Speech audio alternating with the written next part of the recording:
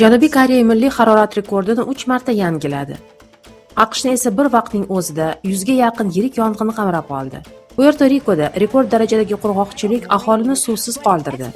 Efiopiyada ko'chki yuzlab ziyoratchilar ustiga quladi. Tailandda futbolchi o'yin paytida chaqmoq urishi oqibatida halok bo'ldi. O'tgan haftaning eng e'tiborga molik voqealari haqida dasturimizni tomosha qiling. Tailand. 4-avgust kuni Tailand janubidagi Sungaykolok shahrida fojia yuz berdi. Futbol o'yini paytida kuchli yomg'ir va shiddatli shamol bilan momaqaldiroq boshlandi. Bir payt yashin to'g'ri futbol maydoniga kelib urildi. Natijada 12 kishi jarohatlandi. O'yin esa zudlik bilan to'xtatildi. Bularning barchasi sanoqli soniyalar ichida sodir bo'ldi. Jabrlanganlarning aytishicha, chaqmoq urganidan so'ng ular kuchli elektr toki zarbini va karaxtlikni his qilib yerga yiqilganlar. O'yinchilardan biri hushini yo'qotdi. Jamoadoshlari va voqea guvohlari darhol unga yordamga shoshildilar. Jabrlanuvchi zudlik bilan shifoxonaga yetkazildi, biroq uning hayotini saqlab qolishning imkoni bo'lmadi. Bu hodisa ochiq joylarda momaqaldiroq qanchalik xavfli bo'lishi mumkinligini yana bir bor ko'rsatib berdi. Sayyoramizda chaqmoqlar faolligi ortib borayotgan bir sharoitda, hatto yaqin atrofda balandroq obyektlarning borligini ham ishonchli himoya deb bilmaslik kerak. Shu sababli momaqaldiroqning ilk belgilaridayoq ko'chadagi har qanday mashg'ulotni imkon qadar tezroq to'xtatib, xavfsiz joydan panoh topish muhim. Efiopiya.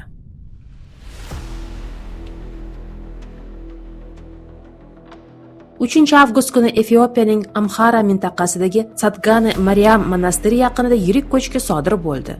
Fojia ertalab soat 7 lar atrofida yuzlab ziyoratchilar marosim o'tkazish uchun qoyaga uyilgan ibodatxonaga yig'ilgan paytda yuz berdi. Efiopiya pravoslav cherkovining mahalliy eparxiyasi ma'lumotlariga ko'ra, o'sha vaqtda monastir hududida yuzlab kishi bo'lgan va ularning ko'pchiligi uzoq joylardan kelgan edi. Bahaybat toshlar loyga qorishib, tog' yonbag'ridan to'g'ridan-to'g'ri ibodatxona va dindorlar joylashgan ayvonlar ustiga quladi. Tabiiy ofat oqibatida 14 kishi halok bo'ldi, ya'ni 7 kishi jarohatlandi. Ulardan 5 nafarining ahvoli og'ir. Jabrlanganlar shifoxonaga yetkazildi. Voqea joyida xavfsizlik xizmati xodimlari, shifokorlar va mahalliy aholi qidiruv-qutqaruv ishlarini olib bordi. Shuningdek, ishga ekskavatorlar ham jalb qilindi. Afsuski, qutqaruv ishlari yakunlangandan keyin ham bedarak yo'qolganlar soni noaniqligicha qoldi. Ta'kidlash joizki, hozir Efiopiyada iyundan sentyabrgacha davom etadigan yomg'irlar mavsumi kuzatilmoqda. Aynan kuchli yog'ingarchilik ko'chki kelib chiqishiga eng asosiy sabab bo'lgani taxmin qilinmoqda. AQSh. Karib dengizida joylashgan Puerto-Riko oroli tropik dengiz iqlimiga ega. Biroq ayni paytda orol suv ta'minotida jiddiy inqirozga sabab bo'lgan keng ko'lamli qurg'oqchilikni boshdan kechirmoqda. Iyul oyining rekord darajada quruq kelganidan so'ng suv zaxiralari keskin kamayib ketdi va hukumat suv ta'minotida cheklovlar joriy etishga majbur bo'ldi. 7-avgust kuni San Juan shahri va 6 munitsipalitetning 10 minglab aholisi suvsiz uyg'ondi. Suv berishdagi cheklovlar 180 mingdan ortiq abonentga ta'sir qildi. Xonadonlar va korxonalar 2 guruhga bo'linib, ular navbatma-navbat kamida 48 soat davomida suvsiz qoldi. Shu bilan birga Puerto-Rikoning suv ta'minoti tizimi qurg'oqchiliksiz ham zaif ahvolda. Suv ta'minoti boshqarmasi ma'lumotlariga ko'ra, ishlab chiqarilayotgan suvning qariyb 65% uchun to'lov qilinmaydi, yoki asosan quvurlarning suv o'tkazishi va eskirganligi tufayli yo'qotiladi. Joriy yilda cheklovlar joriy etilgunga qadar birgina San Juan shahri tumanlarida suv ta'minotida kamida 118 kun uzilish qayd etilgan. Suv berish ko'pincha kunlab to'xtab qolar, aholi esa suv bosimining pastligidan shikoyat qilar edi. Endi qurg'oqchilik bu muammolarni yanada kuchaytirdi. San Juanda 2026-yilning iyul oyi 120 yildan ortiq kuzatuvlar tarixidagi eng qurg'oqchil va mintaqa tarixidagi ikkinchi eng issiq oy bo'ldi. AQSh qurg'oqchilik monitoringi ma'lumotlariga ko'ra, Puerto-Riko hududining qariyb 36% kuchli va ekstremal, yana 32% ga yaqini esa mo'tadil qurg'oqchilik sharoitida qolmoqda. Oqibatlarni qishloq xo'jaligi ham his qilmoqda. Orolning janubiy hududlarida sug'orish uchun suv berish allaqachon cheklangan. Norasmiy ma'lumotlarga ko'ra, qurg'oqchilik tufayli qahva yetishtirish 69% ga kamaygan. Shuningdek, qalampir va mevalar hosildorligi ham pasaygan. Suv tanqisligi sababli ikkita yirik suv ombori maxsus ish rejimiga o'tkazildi. Yaqin orada yana 5 tasi shunday cheklovlarga duch kelishi mumkin. Suv bilan bog'liq muammolar nafaqat mahalliy aholiga, balki turizm sohasiga ham ta'sir ko'rsatmoqda. Sayyohlar suv ta'minotidagi uzilishlar mehmonxonalar, restoranlar va boshqa muassasalarga ham o'z ta'sirini o'tkazishdan xavotirda. Ayrimlar rejalashtirilgan sayohatlarni allaqachon bekor qilgan. Bu Puerto-Riko uchun juda muhim, chunki turizm mamlakat iqtisodiyotida katta ahamiyatga ega. Shri-Lanka. Avgust oyi boshida Shri-Lankada yoqqan kuchli yomg'irlar to'satdan suv toshqinlari va ko'chkilarni keltirib chiqardi. Markaziy provinsiyaning tog'li hududlari hamda Sabaragamuva provinsiyasi ofatda eng ko'p zarar ko'rdi. Ko'chkilar, yirik toshlar va qulagan elektr uzatish tayanchlari bir nechta asosiy yo'lni to'sib qo'ydi. Navalapitiya shahrida Maxabeli daryosi o'zanidan chiqishi oqibatida sayyohlik mehmonxonasini suv bosdi. Tabiiy ofat aholi yashash hududlariga ham ta'sir qildi. 100 dan ortiq uy shikastlandi. Taxminan 3,5 ming kishi o'z uyini tark etib, xavfsiz joylarga evakuatsiya qilinishga majbur bo'ldi. Jabr ko'rgan tumanlarda maktablar yopildi. Suv toshqinlari oqibatida kamida 2 kishi, uylarini bosib qolgan ko'chkilar tufayli esa yana 5 kishi halok bo'ldi. Bir necha kishi jarohat oldi.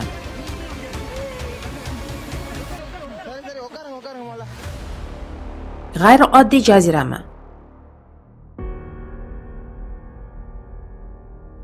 Iyul oyi oxiridan Janubiy Koreyani uzoq davom etgan va o'ta shiddatli jazirama o'z domiga oldi.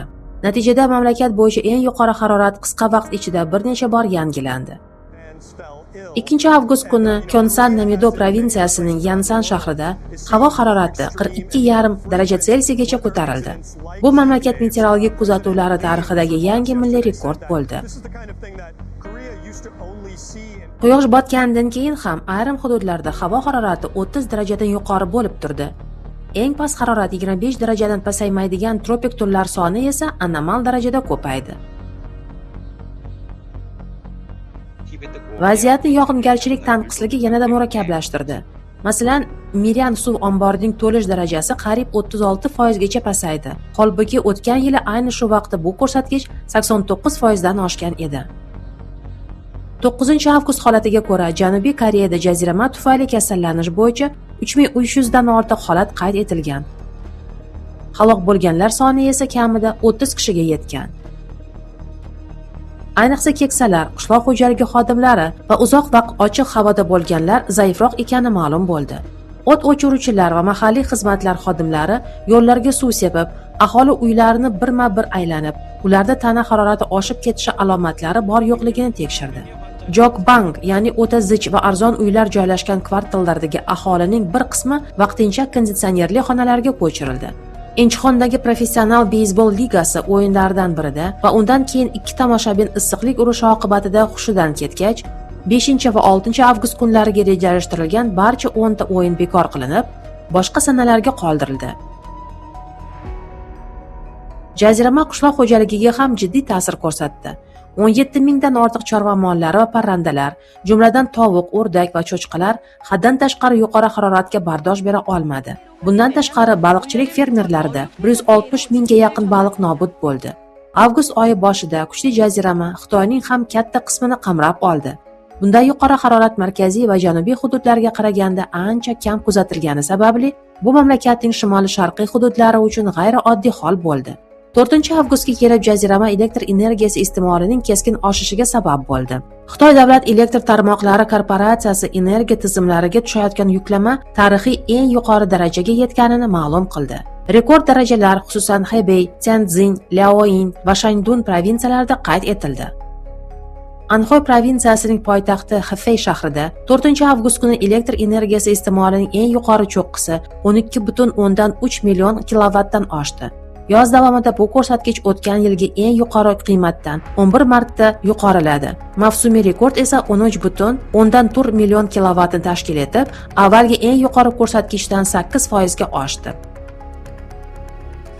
Yaponiyada ham kuchli jazirama saqlanib qoldi. 3-avgust kuni mamlakatning 7 ta hududida havo harorati 40 daraja va undan yuqoriga ko'tarildi. 7-avgustga kelib esa meteostansiyalarning 80% dan ortig'ida kunduzgi eng yuqori harorat 30 darajadan oshib ketdi. Bu yil Yaponiya meteorologiya xizmati harorati 40 daraja va undan yuqori bo'lgan kunlar uchun yangi rasmiy atama Kokusyobi, ya'ni o'ta jazirama kunni joriy qildi. G'ayrioddiy issiqlik hayvonlarga ham o'z ta'sirini ko'rsatdi. Tokio shahrida Tama hayvonot bog'ida sherlarning ahvoli yomonlashgani sababli ularni tomoshaga chiqarish to'xtatildi va maxsus Lion Bus ekskursiyasi avtobusi qatnovi bekor qilindi. Boshqa qator qafaslar esa tashrif buyuruvchilar uchun yopilib, hayvonlarga salqin ichki xonalarga kirish imkoniyati yaratib berildi. Yong'inlar.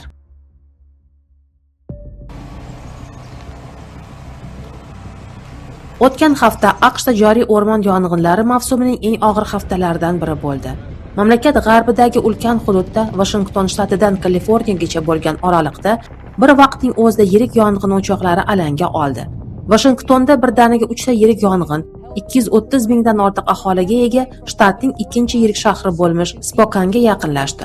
Olov turar joy dahalariga tez tarqalib, aholini o'z uylarini tark etishga majbur qildi.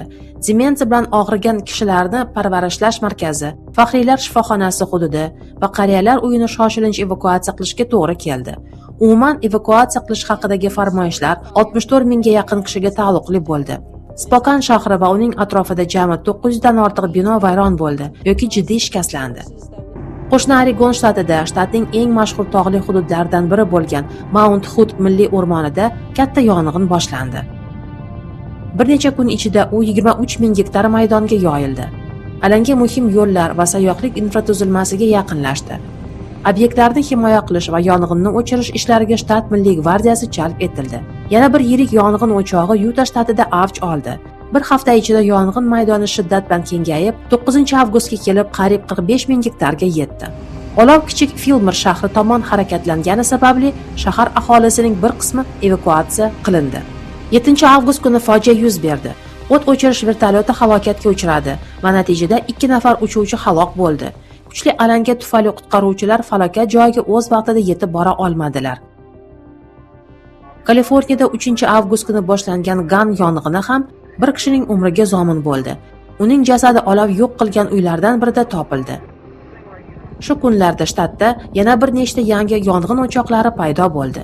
Milliy idoralar aro yong'in markazi ma'lumotlariga ko'ra, 10-avgust holatiga mamlakatda jilovlanmagan 98 ta yirik yong'in qayd etilgan. Umuman olganda yil boshidan buyon AQShda olov 2,5 million gektardan ortiq maydonni yo'q qildi. Bu so'nggi kamida 10 yildagi eng yuqori ko'rsatkich bo'lib, o'rtacha qiymatdan 1,5 baravardan ko'proqqa oshdi. Qo'shni Kanadada manzara tashqi tomondan unchalik ham dahshatli ko'rinmaydi. Bu yerda yong'indan zarar ko'rgan hudud maydoni so'nggi 10 yillikdagi o'rtacha ko'rsatkichdan sezilarli darajada oshmadi. Biroq ayrim yong'in o'choqlari juda tez tarqalib, aholi uchun jiddiy xavf tug'dirdi. 7-avgust kuni Britaniya Kolumbiyasi provinsiyasining Okanagan vodiysi hududida kelib chiqqan yong'in ana shunday bo'ldi. Yong'in aniqlanganidan so'ng atigi 3 soat ichida taxminan 5 ming gektar maydonga tarqaldi. Keyingi tunning o'zida esa yong'in maydoni deyarli 2 barobarga oshib, 9,5 ming gektarga yetdi. Yong'in shiddati shu qadar kuchli ediki, hukumat vakillarining so'zlariga ko'ra, u chaqmoq hosil qilishga qodir bo'lgan o'zining ob-havo tizimini shakllantira boshlagan. O't o'chirish xizmati xodimlaridan birining aytishicha, olov balandligi qariyb 30 metr bo'lgan daraxtlarni qamrab olib, ularning ustidan yana o'nlab metr balandlikka ko'tarilgan. Yong'in Summerland va Pitchland shaharlariga shiddat bilan yaqinlashib, hukumatni butun tumanlarni evakuatsiya qilishga majbur qildi. Vaziyat bir necha daqiqa ichida o'zgarishi mumkinligi sababli aholi uylarini tark etishni kechiktirmaslikka chaqirildi. Yo'llardan ulkan tirbandliklar yuzaga keldi. Vaqtinchalik joylashtirish markazlari odamlar bilan to'lib toshdi. 20 mingdan ortiq kishi o'z uyini tark etdi. Olov ichida qolib ketganlar esa vertolyotlarda evakuatsiya qilindi. Afsuski, evakuatsiya vaqtida 80 yoshli bir ayol halok bo'ldi. Summerland hududida uylar va boshqa inshootlar vayron bo'ldi. Shaharda esa elektr ta'minotida uzilishlar yuzaga keldi. 8-avgust kuni Britaniya Kolumbiyasi hukumati favqulodda holatni e'lon qildi. stronger heat waves, intense droughts, heavier rainfall, and greater risk of flooding and wildfires. Shaharlarimizning aksariyati o'tmish iqlimiga moslab qurilgan. Uylar, yo'llar, elektr tarmoqlari, ish jadvallari, sport maydonchalari, bularning barchasi muayyan harorat oralig'iga mo'ljallangan edi. Ammo bugungi kunda avvalgi me'yorlar voqelikka tobora mos kelmay qolyapti. Ekstremal jaziramaga duch kelgan ko'plab mamlakatlardagi vaziyat uning kundalik hayotga qay darajada chuqur ta'sir qilishini ko'rsatib turibdi. Harorat 40 daraja va undan oshganda konditsioner shunchaki qulaylik vositasi bo'lmay, balki xavfsizlik tizimining bir qismiga aylanadi.